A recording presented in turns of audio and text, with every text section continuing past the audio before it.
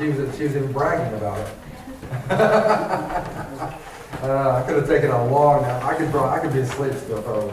But God is good, amen? Amen. Hey, thank y'all for coming to the house of God. I don't know if I tell you that enough or maybe tell you too much. I don't know. But thank you for being in God's house tonight. Thank you for coming and being part of our service. Hi, Sister Heike. How are you, Sister Heike? I'm glad you're back. Amen. Good to see everybody. And I just want to tell you thank you. Not everybody has Sunday night service, and the reason it being is because of lack of participation. Now, I promise you, if people wanted to come to church on Sunday night, those churches would have Sunday night service, but since nobody shows up, they don't. And so I look around, and we lose half the crowd. That's just our norm. We lose about 50 to 60% on Sunday night. And I don't know why that is. I don't know what that thing is that, I know that, people are doing things and stuff like that, but I think that a lot of it is that they just have fallen into a cycle of, well, gone to church Sunday morning, I'm good, and mark it off the list and they're gone. But tonight I'm going to talk to you just a little bit about vision, and God will put new vision in old vessels. And I was praying this afternoon, and I went in. I did take a nap for just a little bit today. I ain't gonna lie, because man, we had a long day yesterday, and man, I did sleep for about an hour today, and I could still be asleep because God is good. And but we had a long day. We drove for about 12 hours yesterday with the Panhandle State, which is up in Diamond, and it was a recruiting trip for Adam, and we went up there to check out that university and see what's going on. And it is a long ways journey. You get to Oklahoma City, you still got an hour and a half, man, because you get into Watonga, yeah. You get to Watonga, I-40 Watonga exit, and you're like, oh my stars, man, we're going to make it home. And the cool thing is, when you're going, you can see like 25 miles in front of you when you get to the Panhandle, because there's nothing, And how many have ever been to Slap Out? Like I said, I've been to Slap Out now. I've never been to Slap Out before, and I've been there. You can drive about 80 and 90 because there's nothing. It's awesome. And they have better roads than we have. They have the George Nye Northwest expansion, and it is absolutely wonderful. They have like these. This is really cool. Now think of this. This is crazy talk. They have these lanes that if it's like 3 lanes, but if someone's slow, they pull over to the right-hand lane. You can go around. It's unbelievable, isn't it? Unbelievable. So all those tractors and all those things, they move over to the right, you pass, and it's just sweet. It's not Highway 9, I promise you. It's great. It's great. So we went up there yesterday, and we had a great trip. Everything was good. Went up there and checked it out, and still praying about what we need to do about that situation. But man, you guys just be in prayer for us, because he's my only son. It's all the time I've ever been through this recruiting stuff. So y'all just pray for us that we have wisdom, amen? But we're talking to just a little bit about new vision in new vision in old vessels. I'm trying to spit out, if I can get it out. I was praying this afternoon before I came here, and I just got to see something. Got to see something.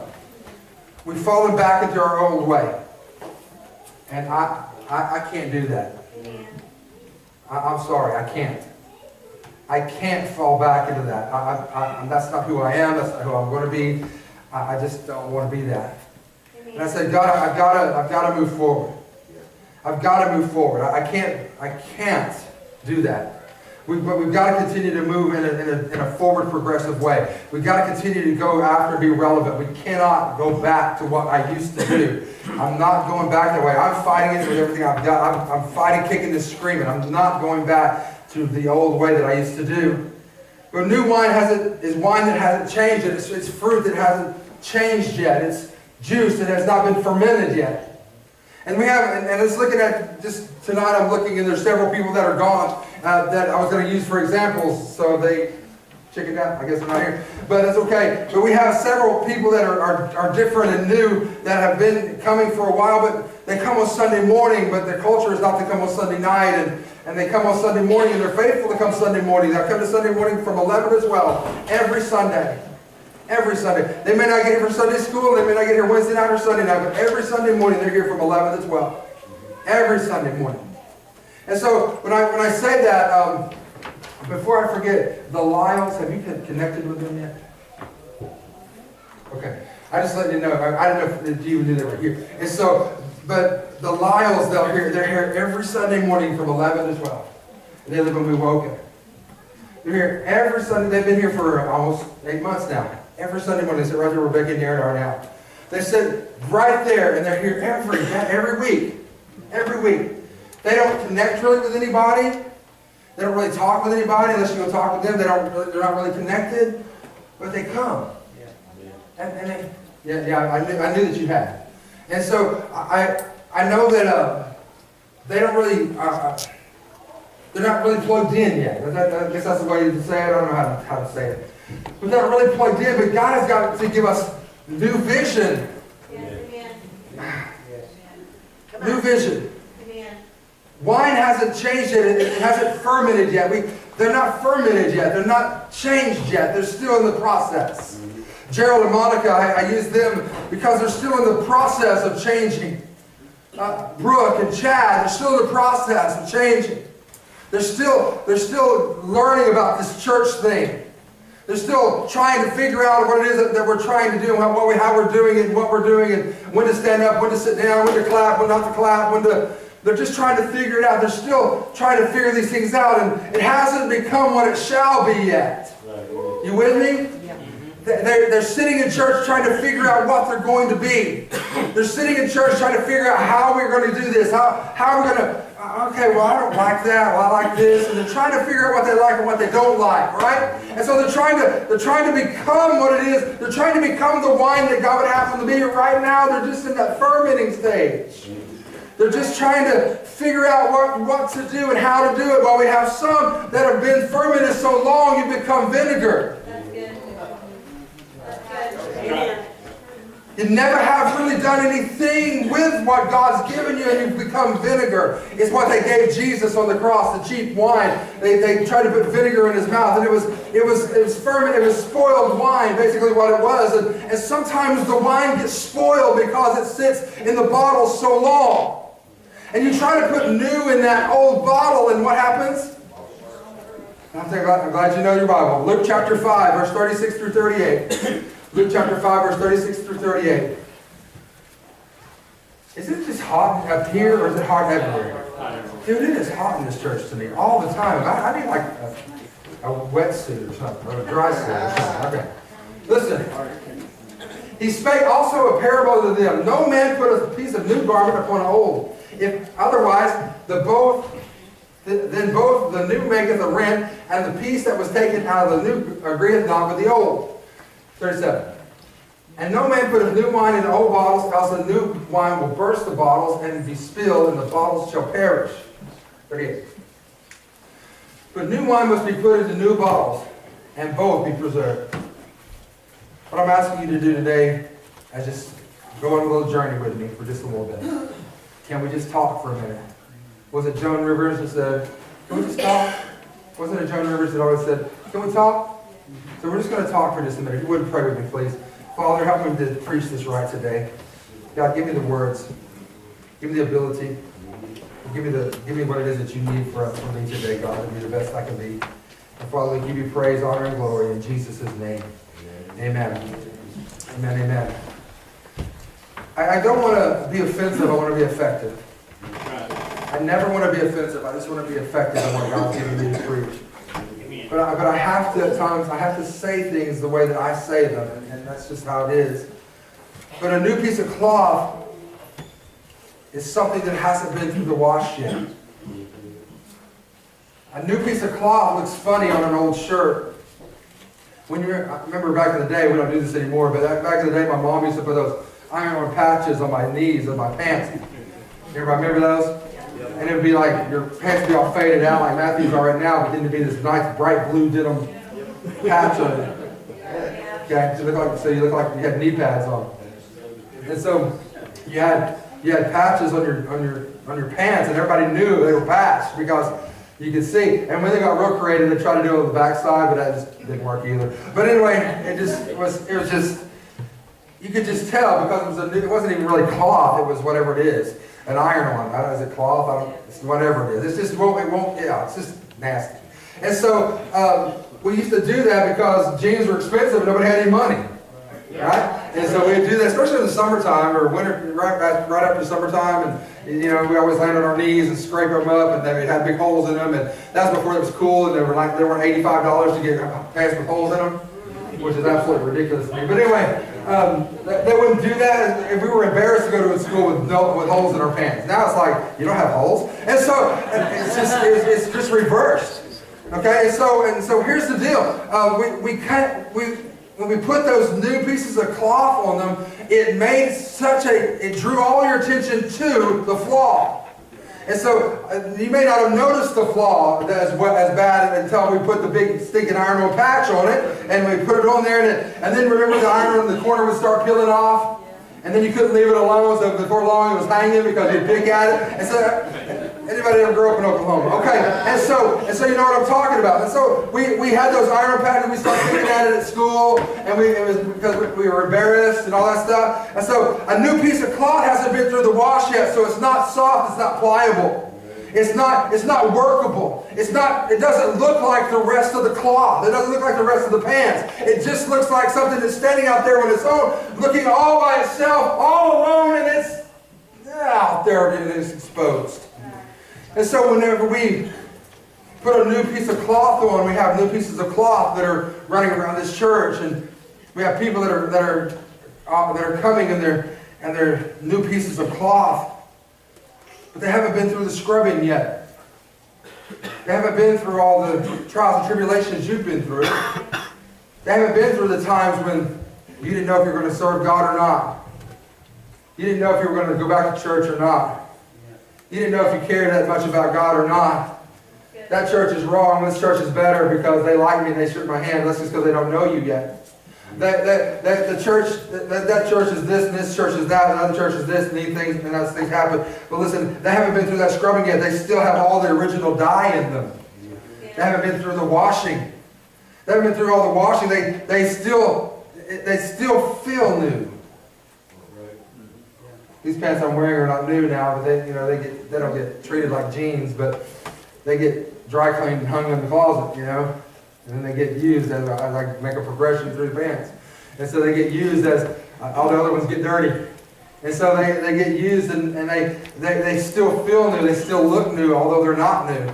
But the things that we use every day, they tend to get worn out. My wife always says, you can wear shoes faster than anybody I've ever seen. Lord have mercy, I walk 12,000 miles a week. I mean, and not really, but it seems like it, okay? And it seems like I walk and I lift and I carry and I'm on my knees and they get curved and that's just how it is. They get worn out. They get listen, I don't buy cheap shoes because cheap shoes won't last but a month. Expensive shoes last 3. And so that's just how it is. And so you wear them out. The insides of them break up before the outsides of them break up because of carrying weight and stuff like that. So we have to understand that God has placed people in our lives, and they're not broken in yet. And we can't treat them the same way that we get treated. They haven't been through the scrubbing yet. They still have all the original stuff. They still feel new. And they haven't gotten dirty yet. They haven't been through the fight. They haven't had somebody lie on them yet. They haven't had a broken heart yet. And they stand out because they're new. Now, can I share with you a couple of things? Number one, the devil knows that they're new. And he sees them, that they're not actually fitting. He can see the new in the old. And he targets them because he sees them in that target area where they are new, and I can attack them and I can kill them quickly. And that's where we come in and supposed to have compassion and usefulness. And usefulness for what we're supposed to be doing as far as taking care of the younger that come in, the new that come in. That means the younger in age, but younger in spiritual walk. They come in and we're supposed to handle them with kid gloves and take care of them and make sure that they understand what's going on. Wine is not wine until it changes your actions. I can drink Welch's grape juice all day long and I'll get drunk. Now I might throw up. but I won't get drunk. Amen? I can drink it all. I mean, it's not been fermented. It's just sweet. Now, Naomi will drink. She doesn't even like taking communion because she don't like grape juice. But she just doesn't like grape juice. But for me, I like grape juice. And I can drink a lot of grape juice. I like almost any kind of juice, really. But but I just, it's not fermented yet, so it doesn't affect me. And wine's not wine until it affects you. Right. Okay? It affects your speech. I love you. I love you. It affects your speech. Okay? It affects your actions. Hey, girl, where you stay? It affects your actions. It affects your desire. It affects, everything about you. It gets affected by fermented wine. It gets your life is changed by the effect of the wine. Yeah. And so wine's not wine until it changes. It'll cause you to want more. When you, listen, nobody ever just drinks and they're, I guess they do, but no one who's drinking to get drunk ever stops at one glass. Right. They always drink another glass and another glass and another glass until someone says, that's enough, or they throw up. Okay, so it's one of those two issues. And so you drink until you drink it because it's there. You're not even thirsty, but the bottle's there, the glass is there, and your friends are around, hey, let's drink the wine. And so you drink it because it's there. You drink it and you don't stop until you're drunk. And so wine doesn't change until it changes you. And that's when wine changes. Old bottles and old cloth have not been renewed.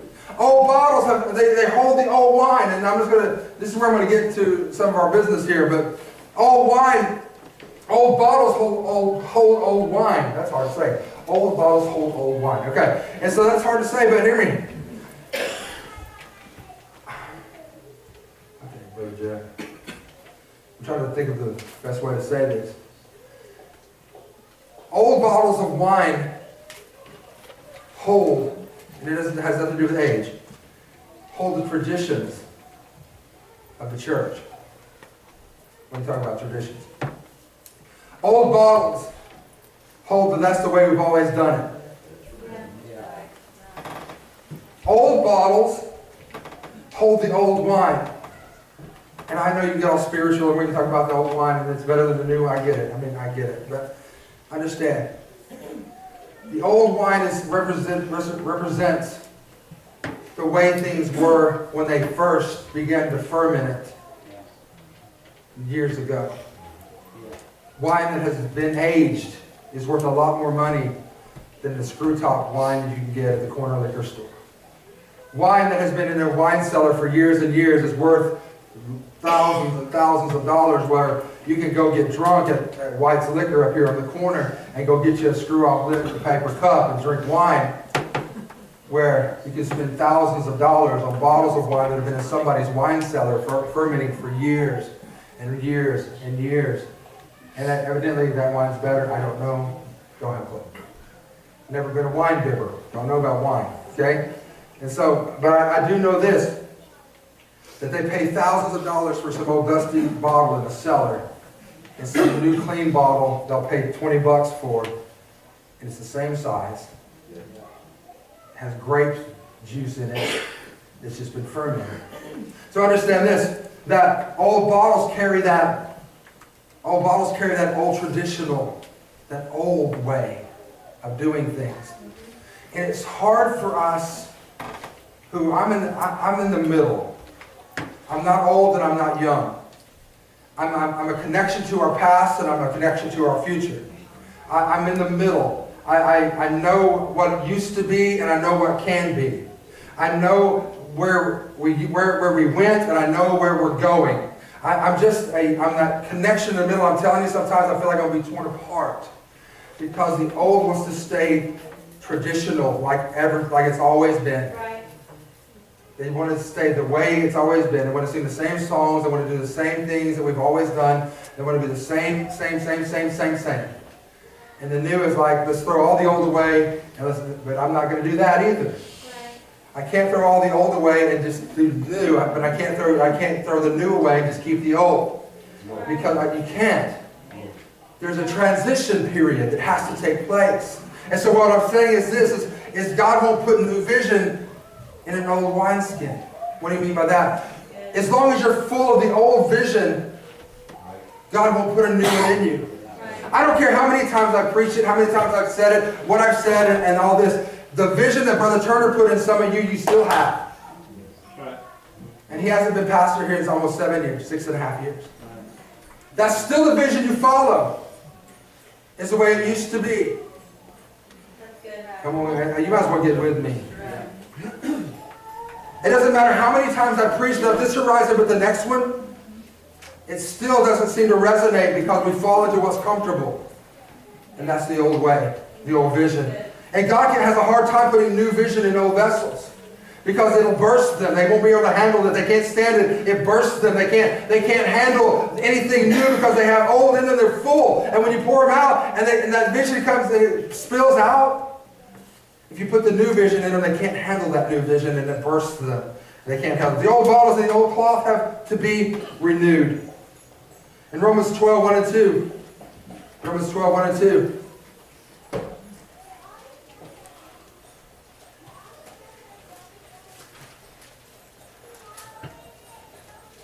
I beseech you, therefore, brethren, by the mercies of God, that you present your body as a living sacrifice, wholly acceptable to God, which is our reasonable service. And do not be conformed to this world, but you transform by the renewing of your mind, that you may prove what is that good and acceptable and perfect will of God. Renewing your mind. Opening your spirit to God. Amen. Opening your spirit to what God has placed in me to place in you. Opening your vision to what God would have you to do. Opening your vision to what God would have us to do as a church. Opening your mind a little bit, besides coming to the little box building church and saying, this is what we do. No, no, no. That's not what we do, and that's not who we are. And I can see this is not going like I thought it would go, but it's okay. Listen, it's still, this is not who we are. This is not who we are. I am not that guy. I'm sorry. I know that messes with some people, but I am not that traditional church guy, and it's driving me insane. It's just weighing on me because that's not who I am. I am not that come 3 songs, do whatever, and take up an offering and go home. That's not who I am. I'm an outreach guy. I'm a community guy. I'm a relationship person. I'm the preacher and you guys will listen to me and I'll go home and you guys go home. I'm a relationship person. Let's go do something that affects change. Let's go do something that matters. I don't want to live my whole life and say, well, I moved some papers around on the desk. Great. Great. Hallelujah. I'm not that guy. I'm that guy that I'm so consumed with the loss that I sometimes forget about my family because I want them to have the same passion that I had, but we don't have the same passion. I want them to, we have, not like I have. I want them to be, I want my teenage kids to be fired up about winning souls like I am, and they're like, whatever. And so, but no, I mean, it's just different. Have you ever talked to Terry Howard? How many know who Terry Howard is? Okay. Terry Howard he's very passionate about what he does. He's in charge of the bridge, and he runs the bridge, and he has those kids that come to the bridge, and he loves them, man. And he wants everybody to be as passionate about those kids that come to the bridge as he is. And it just doesn't happen. And so he gets all frustrated and fired up about it. They ought to care. And I said, Terry, it's not that they don't care. They're just not passionate like you are about it. And so I have to sometimes balance it and say, you know what? Not everybody's as passionate about what I'm passionate about. I'm not as passionate about what you're passionate about. And so I have to figure that out. But listen, we have to renew our minds, and we have to open our spirit to the Lord. Open your mind to God. We have to open our minds. So what is God telling us? What is God speaking to us? Change your perspective. Change the perspective of who you... Listen, I know it's easy and it's comfortable to come to this church and always do what we've always done. I know it is. It's easy to do that. It's easy to come to the church and just you group up with who you've always grouped up with. That's good. It's not right, guys. Okay. That's right. Just group up with who you've always grouped up with. My family. My boys, my girls. Yeah, that's great. Good. But what about other folks that are coming in this building? Well, I don't know them. I don't care if you know them or not. Is that what you've been called? Save your family. That's it. No. Oh, yeah, you should save your family. But yes, you should reach out into somebody else's life. Okay, I gotta hurry up. Change your perspective. Who is it that you are? Where are you coming from? What is this going on in your life? We've got to change our perspective. Listen, just because it wasn't always done doesn't mean it's sacrilegious. Right. Doesn't mean just because no one's ever done it before doesn't mean it's wrong. I just, what we think is common. The way we're meeting here today was uncommon at the turn of the 20th century. Because number one, you went home separately. You ate separately. You came back to church separately. Turn of the 20th century, they'd go to church. Everybody would eat at the church. They'd have another afternoon service, and then go home before it got dark. Why? Because they didn't have horses. They had horses and buggies, and it took a long time to get home. And so they didn't have headlights, and people would rob them and stuff. They were out in the dark. So what you say is common, they would call this uncommon. The music that we play, you're devils going to hell. And I played old stuff. You're all devils going to hell because of victory in Jesus. Oh, that was on the edge. That was elevation church stuff. The turn of the century, the 20th century. Everybody sang together, the choir sang, and everybody, hopefully they had somebody to play a piano. When they began to bring instruments, electric guitars, this was in the 60s and 70s, when they began to bring electric guitars into the church, oh my stars, people quit churches over it. Drums? When I started playing drums in this church, his mom about died. She about killed me. I thought she hated me.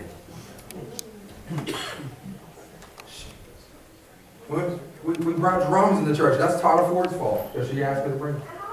And so we do things differently now than back in the day. They would have thought we were all going to hell for it. And especially, then we started using like microphones and PA systems. Oh, dear God, no. Dear God, no. And so now we get all upset when people turn the lights down and they have lights on the stage, and they get all excited. They get all upset about that. I'm like, dude, what in the world? Why do you care? Why do you care? If you're there to worship, why do you care? Why do you care? Well, they should turn the lights on. Why? Well, nobody can give you an answer other than, well, it's not a concert. Well, it's not a concert. It's not a concert. It's not. It's just worship. It's just a different generation and a different way they like it. You can still sing Victory in Jesus, and they still know it. That's right. They still know it. It's just a different concept. It's different. They just perceive it differently. You have to catch them now, because you're not going to get them back 3 times a week. Most cases, promise you. I promise you, it's different than what it was back when I was growing up.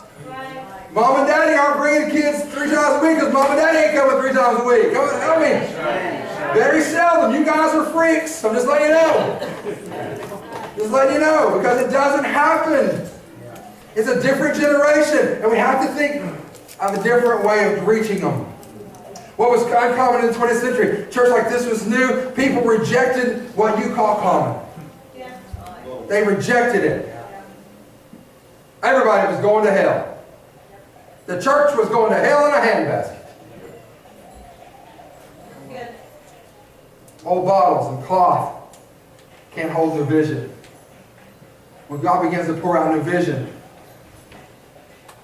you have to be willing to open yourself up to it. It's hard for me. It's hard for me. I still have things in my life that I'm like, nah, there's no way I'd ever do that. No way. No way. There's things that I would never, and I feel like I would never, in a church setting do. There's ways that I don't think that benefit church, and I just wouldn't do that. But there are some things that will benefit and need to benefit and need to be used. They need to be used. I was talking to Mark Graham. How many know who Mark is? Yes. Okay. Mark Graham. Traditional Pentecostal straight arrow, man. I'm telling you, he's a member of the Order of Straight Arrow. That's what he does, okay? He's an old-time Pentecostal preacher, as you can tell the way he preached. This is his start. You know what Sunday morning service consists of? They do fast worship for 5 minutes, 10 minutes. This will get everybody loose. They break for 15 minutes and go out to the lobby and have donuts and coffee, and they meet with each other and get to know one another. And then come back in the sanctuary for worship. They do praise. They break. Now, I'm telling you, this what he does. Okay? I say we were doing that. I said, what he does. Everybody's looking at him. Now, I'm not been saying to do that. Okay? But that's what he said, the reason that God laid him, he said, God, I don't know what to do. He said, these people are not connecting with each other. I got to have something to do that they will connect. He said they did it just like we did it. Go around and shake somebody's hand, welcome to the house of the Lord. He said everybody go to the same people they went to last week. No one would ever go to anybody different. People that avoid people. And if you're doing that, the Lord rebuke you. And so, and they would avoid people and they would do all that stuff. And he said, so what I did is, he said, God gave me this plan. He said, God, I'm not doing that. There's no way I'm doing that. And so he said he tried it. He said it freaked him out so bad the first Sunday he sat in the sanctuary. He's afraid to go look and see what's going on. So he sat in the sanctuary and said, God, I can't believe I'm doing this. This is just crazy. I'm not doing this. I'm not doing this. And he went out and he said it worked. People who never talked to each other were talking and eating donuts and drinking coffee with each other. He said, I'm not telling you to do that, so I probably won't do that. And he said, well, I'm not telling you to do that. He said, it just worked in Wichita Falls, Texas. It worked. He said, I couldn't believe it. Couldn't believe it. And then they came back and they did worship. He said, it's worked wonderfully. He said, my church is connected. People know each other. And he said, it's amazing. And he said, but I was so scared that the old generation was going to get so mad they were quitting. He said, I thought they were going to get so mad that they were going to leave us and they were just going to say, this isn't of God, and leave. He said, I was so afraid. And so, but he said, God took care of it. So what I'm saying to that is this, sometimes we have to do things that make us uncomfortable. And that makes us, all the old bottles have to have new vision. It'll burst the bottles and tear the clothes if they're not able to handle the vision. It'll waste the wine and ruin the clothes if you're not able to handle new vision. Can you handle new vision? Can you handle new vision? Not just the way we've always, but new vision. New wine requires new vessels. Age doesn't determine the age of a vessel. Your heart determines the age of a vessel. Your spirit determines that age. Are you willing to step out and win the loss, whatever it takes? So we say, yes, oh God, yes. But when's the last time you won a soul to God? Your ability to hold what God has poured into you, that's what determines whether you're a new vessel or an old. When God pours new wine into an old vessel, it bursts. But when God pours new wine into a renewed vessel, it holds it. Time does not determine the age of the cloth. How the cloth reacts to its use determines its age. What do you mean? How it holds its color. How does it hold its color? I hear people say all the time that, and I'm not, this isn't, they buy cheap clothing, and I understand that. We would buy cheap clothing too. This shirt is not like a $100 shirt or anything, right? Okay, it's a cheap shirt.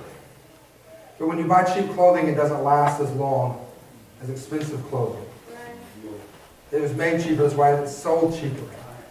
And I understand that we sometimes buy cheap clothing, we have to, and I understand that, and we have to have socks. Man, socks are socks.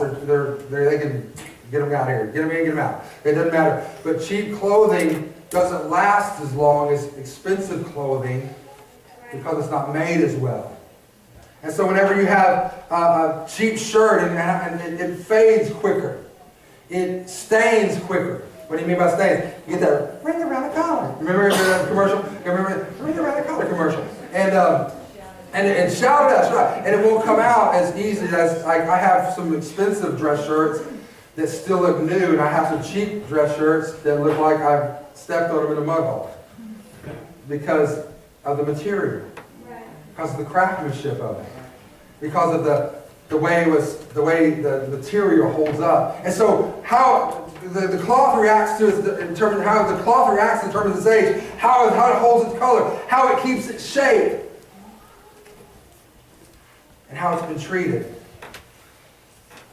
When I take my dry cleaning clothes to Stephen, and they always spot check. I always spot because I'll have gravy or something and I'll have pizza sauce or something on a shirt or something, or my coat jacket, and he always spot checks it. And I heard him one day talking to his father-in-law, which is Brother Stone in the countryside, and he said, "Hey, for what you pay for it, you gotta be thankful I even look to see if it's dirty," because he does it for free. And so for him, because his father-in-law, and so because he said, "Hey, I got something on," he said, "Yeah, I'll look at it, but if I spray a couple times and it doesn't come off, you're out of luck," because the chemicals cost money. And so he was just giving him a hard time. I looked at him like he was mean to him, just giving him a hard time. Okay, listen, but here's the whole deal. Here's the whole deal. How cloth is treated depends on how it handles things. We have new vision trying to be poured into old bottles, and sometimes it doesn't work because it'll burst, because it's not been renewed. New wine requires new vessels. New wine requires us to empty ourselves and be ready for something different. New wine requires us to empty ourselves and be ready to be used. And I know the effects of it's a leather and all this stuff, and the leather gets dry and then it cracks, and I get that. Okay, and so, but the wineskin itself, it has to be poured out and kept moist, and then something else poured into it, or it will crack and break, right? Okay, you with me? Okay, and so the old wine, wine has to be poured into new vessels. New wine has to be poured into new vessels. Age doesn't determine how your new or old vessel. Your ability to stretch determines. Because an old vessel, if it's not kept moist, when it is stretched, it'll tear at the seams where it's put together, and the seams will come apart, and the wine will be spilled. It's how do I say this? Come on, Brother Jeff, get this out. I don't like the way I wrote it here. But the way the wine reacts, the things that it'll burst you because you won't be able to handle what God has given you. And when you're not able to handle what God has given you, you'll bust. Yeah. And then everything spills out. Everything that God has given you has spilled out now, and it's gone to waste because you've not used it for what it was supposed to be used for. Age doesn't determine that. Your ability to stretch does. Your ability to pour into somebody else determines how old or new your wineskin is. Can you fill somebody else up? Are you a blessing, or are you somebody that always has to be blessed? Are you somebody that always has to be told how wonderful you are in order to even continue to walk with God? Are you somebody that doesn't really matter if you are called you're wonderful? You know who God has called you to be. You know what you are. You continue to pour into people whether someone's pouring into you or not. You continue to give whether anybody's giving to you or not. You continue to be to follow a vision where anybody else is following a vision or not. You continue that. Are you that person? Are you somebody that always has to say, "Oh, you're so wonderful. We love you. Oh, you're so great." That's good. Come on, I'm not that guy. That's good. Time does not determine the age of your cloth. And listen, old bottles can't hold new vision. God is pouring out new vision, looking for vessels to place it in. He's looking for something different. He's looking for somebody different. He's looking for somebody who's willing. Somebody who's willing to be stretched. Right, come on. willing to be stretched? Are you willing to change your whole perception of church and your whole attitude toward people? Not everybody is wrong, and you're the only one right. If you always have problems with people, maybe you're the problem. If nobody likes you, maybe it's you that, I don't know.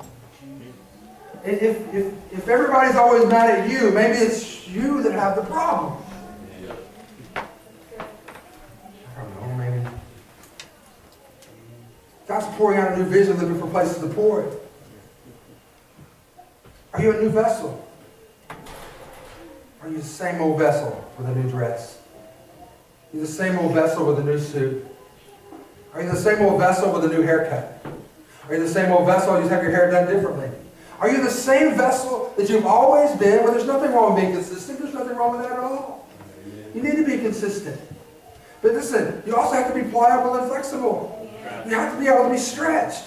Those who are flexible shall be flexed. Those who God has laid it upon their heart to do things, He's going to do it. He has to do it. But are you willing? Listen, is your speech different? Do you speak differently than other people? I don't mean you cuss. I mean, do you speak differently? Do you have vision coming out of your mouth all the time, or do you have disgust and anger and hatred and spewing venom? How is your speech? Are you always mad at somebody? Is there always somebody on your nerves? Olivia. Is there always somebody that's bothering you? Maybe it's you. Maybe you're an old vessel. When Todd Turner first went to McAllister, there was a group of people that had been there forever. And I say group, 5. And one of the ladies would stand at the back of the church, and if someone didn't wear something she thought was appropriate, she'd tell them to go home. He said that lasted about 2 seconds. Because Todd's in an area that's very poor. And there's a lot of people that don't have nice things. I look around you guys and I say, you guys have such nice things. You have nothing to gripe about. For real. For real, you really don't. God doesn't do anything else for you. You have nothing to gripe about. But he looked at her and said, what? You don't tell somebody they can't come to the house and go, well, she needs to put a dress on and all that. You need to shut up. Todd's not real flowery with his speech a lot. So, but he told me, Jeff said, they thought they ran the show, they ran the church, and so every time someone would come in, she would tell them whether they were worthy to come to the house of God or not.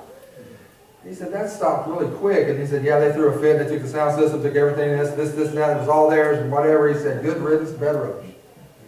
Go help somebody else. Go bless somebody else. Because they were old wineskins. And hey, that used to happen a lot more than you think it did. That used to happen a lot. And there was always the clothes lady that would make sure you were wearing the right stuff. Okay? But new wine has to be poured in something that's pliable, workable. Is your speech different? Do you talk differently, or do you still have that same old Pentecostal junk? That old judgmental, holier than thou look upon it.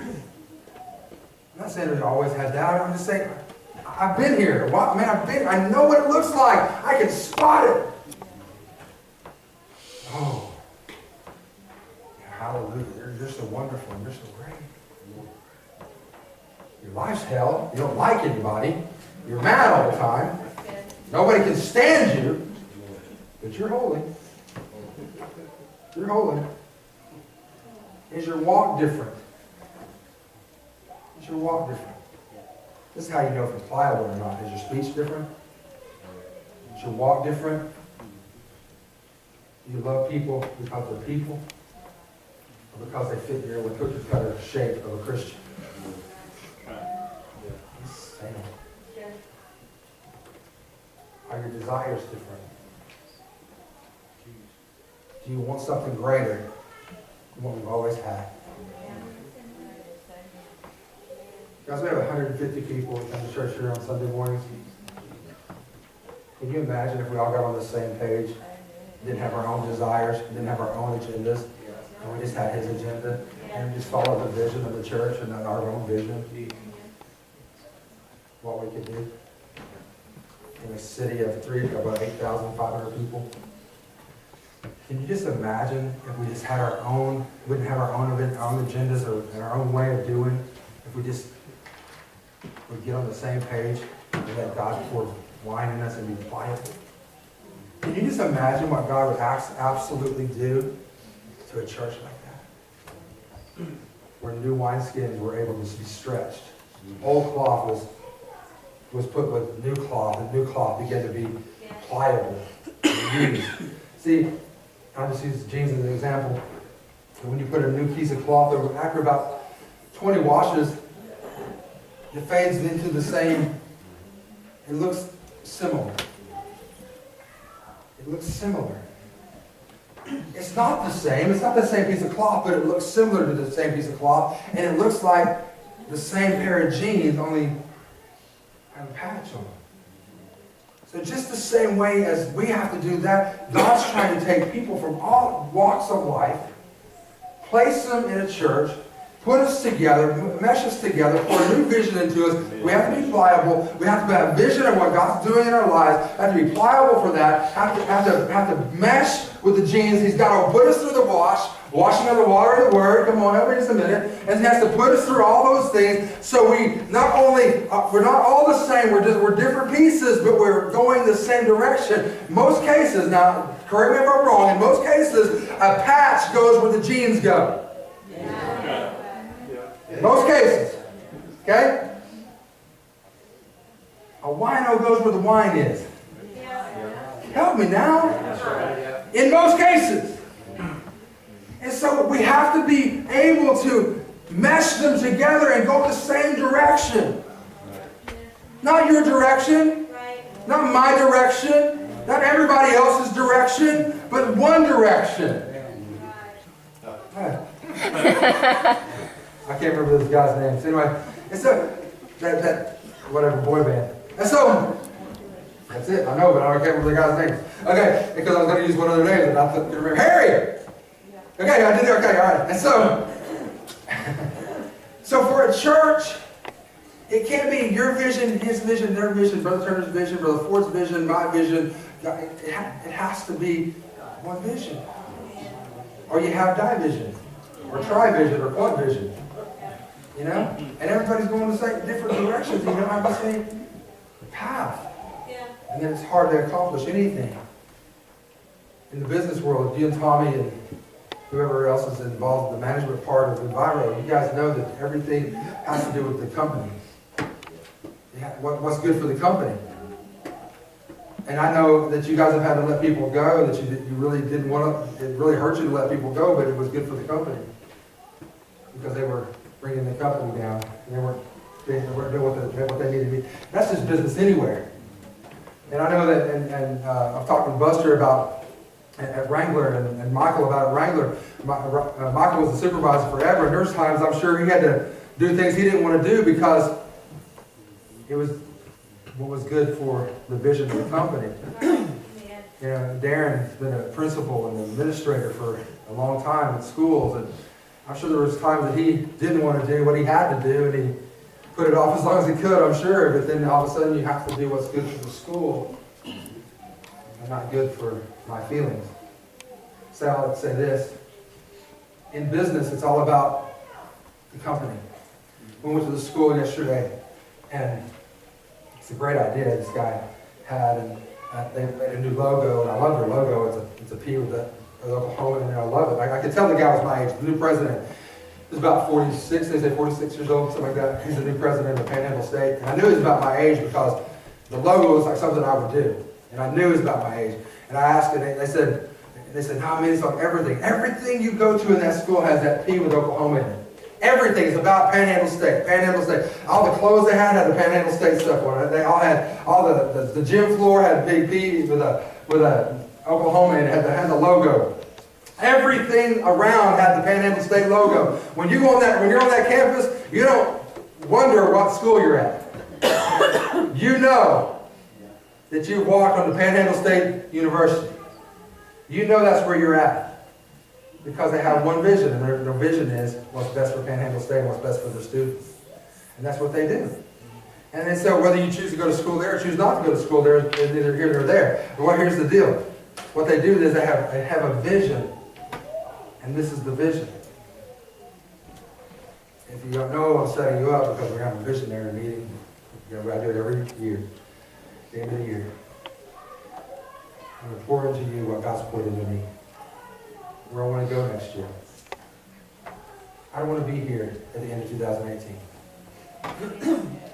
In this building. I don't. I don't know what we have to do to fix it. I don't know what we have to do but we have to have a vision of doing greater. I don't want to be here. That starts with leadership. Yeah. We can't take what we're doing here somewhere else. It doesn't work. It won't translate. It'll burst the bubbles. It'll make a rant that flows. It has to be translated into something else. I'll share that with everybody later, but just to let you know, old wineskins can't hold new vision. You have to be pliable. And you have to be sold. I guess that's not a good word. That's not a good word. You have to be behind the vision. You have to know what the vision is, first of all. Then you have to know, how do I fit in the vision? And what can I do to push the vision along? Sounds good. I want you guys to have the best Thanksgiving you've ever had. I want you to be the best, most blessed Thanksgiving you've ever had. I want you to eat until you can't eat anymore. I want you to be blessed beyond measure. I want God to bless you with the biggest turkey, the best ham, the best whatever you guys do. You have somebody who's a Mexican food, I don't care, whatever. Mexican food is a great option. Tortillas are cheap. And so Mexican food is a great option. And so tortillas, you guys can go. I want you to be blessed, the most blessed you've ever been. I want you to be thankful. Because when you're thankful, you're happy. When you're thankful for what God's done in your life, I saw a sign the other day that said Happy Thanksgiving, and I just thought in my head, I thought, be thankful and be happy. You're happy if you're thankful. If you'll look around your life and you'll say, you know what? This is awesome what God's done in my life. Guys, you got to take inventory of where you're at. Man, we are just so... Man, I think about where I grew up and when I grew up. I don't want to go back to 1970s. Number one, the clothes were awful. Number two, I don't want to go back to the 80s. I don't want to go back to the 70s when... Dude, we didn't have electronic nothing. It's 80-something, we got an electronic quarterback. It was red dots on the screen, you had buttons to go to. And you didn't get tackled by another red dot. I still got one. Yeah, electronic quarterback, I love it. And then, first started with Battelle, electronic football, whatever. Then Coleco had an electronic quarterback where you could throw passes. It was amazing. And it's just incredible where we've come in my lifetime. Now I was playing a game sometimes, NBA 2K17, and it looks like it's a real game. Who's playing? Oh, never mind. I don't ever ask because I don't even laugh at me. But I'll stand in the hall and I'll look and say, who's playing? Oh, because it had like Nance for 47 points. And so, but I watched that and I think, man, it looks like a real basketball game's going on in there. And how many remember ColecoVision? Had the little paddle with the little this thing. Unbelievable where we've come from. But I want you to have the best, absolute, the most fantastic Thanksgiving you've ever had. If you don't have anywhere to go, let me know. I would love you to come. You can come with us. we'll bring you in and we'll love on you and might even give you a piece of pie. Becky, is that okay?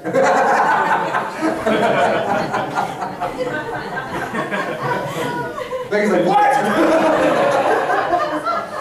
So nobody's going to take me up on it. So stand your feet with me.